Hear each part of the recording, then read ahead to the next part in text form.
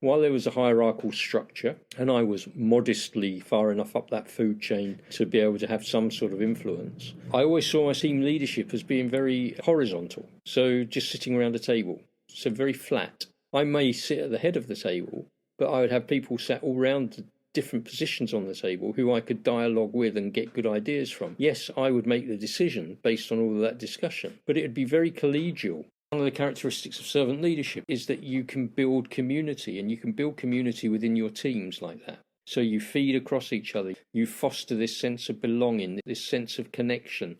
And by encouraging people around you, you encourage their professional development and growth. By encouraging them, you're saying your opinion matters. When we had a big restructure that eventually saw my position restructured out, I got all my team together and I had them all in a big meeting room, and I briefed them before we started. I said, right, we're going to look at this restructure, and I will be asking for a contribution from each one of you. And I don't care whether you are the most junior individual who's come onto my team or you are the most senior. I want to hear from you. I want to get your views, and I want to canvass your opinion.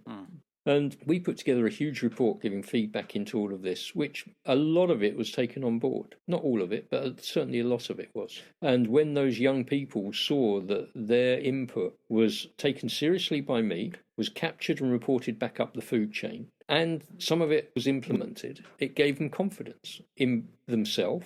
And it also builds confidence in the system that you're serving, which is another good thing. But it doesn't happen all the time, mate. And it happens far less frequently than it should. Yeah.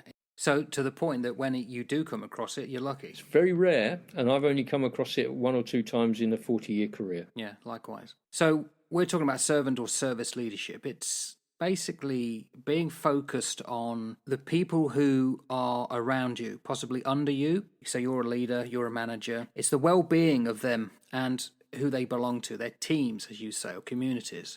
And it's making sure that it's empowering them. Yeah. In other words, where some seek power, you seek to empower, which is against the traditional pyramidal type of structure, which encourages people the higher up to become more remote from the people below. No, you walk amongst people, you walk alongside people. Yeah. The one who wants to be great among you must be the servant, to lift them from where they were and to present them somewhere else in a better way, shape and form.